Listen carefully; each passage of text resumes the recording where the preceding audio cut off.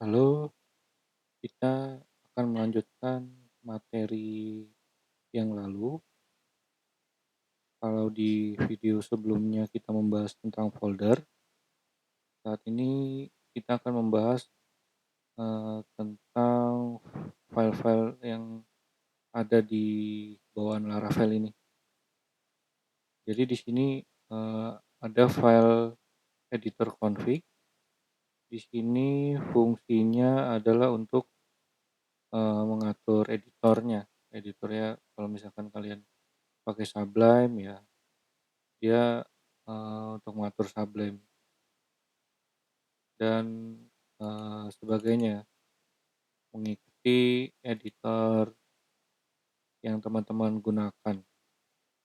Lalu untuk env ini merupakan file environment ya, environment variable.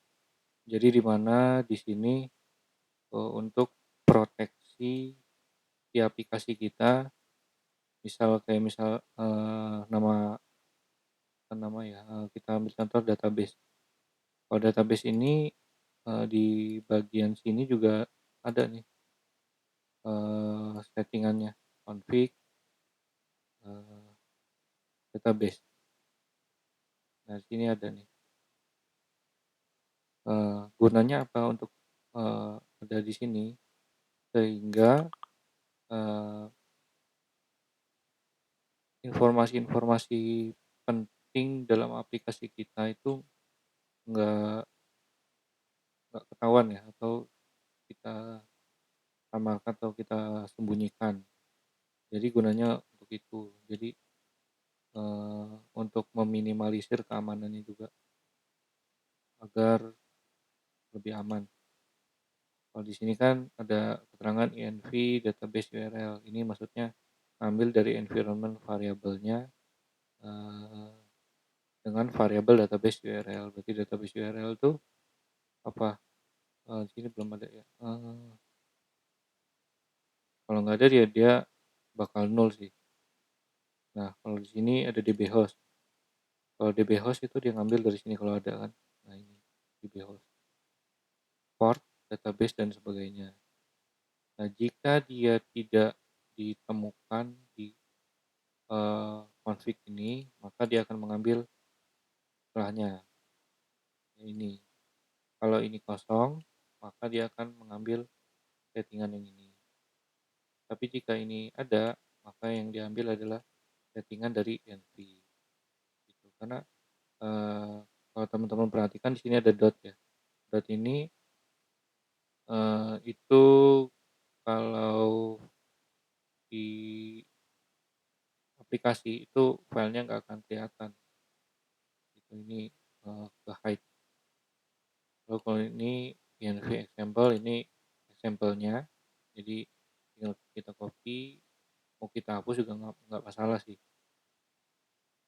Nah, di sini ada git attributes, ini bawaan git ya, git ignore, ini juga bawaan git, eee, file-file atau folder-folder apa aja yang nggak kita masukin ke dalam git nanti. Jadi nggak perlu semuanya kita push nanti. Lalu ada style CI ini untuk style coding, lalu ini artisan untuk komen. Nah, di sini file, eee, untuk komposernya. Jadi paket-paket apa aja yang sudah diinstal, ke dalam aplikasi teman-teman. Lalu di sini ada package.json ini dari, Node.js. Jadi dari npm-nya, paket-paket yang ada di npm. Kalau di komposer ini kita nyari package-nya itu dari packages.org. Kalau yang package.json ini ngambilnya dari npm.js. Lalu ini ada PHP unit ini untuk testing, yang sebelumnya saya pernah jelaskan bahwa PHP unit ini untuk, testing. Lalu untuk readme ini ya berhubungan dengan Git-nya. Git nanti ada deskripsi project-nya. Lalu di sini ada server, ya untuk manggil sih. Ini manggil eee, mode rewrite ini.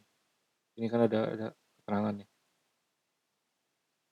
"This file allow us to emulate data."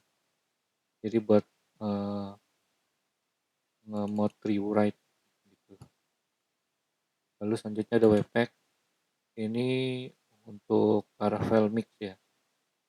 Jadi gunanya untuk meng-compile file-file yang ada di resource baik dari SAS ataupun JS, nanti digabungkan dia akan, eee,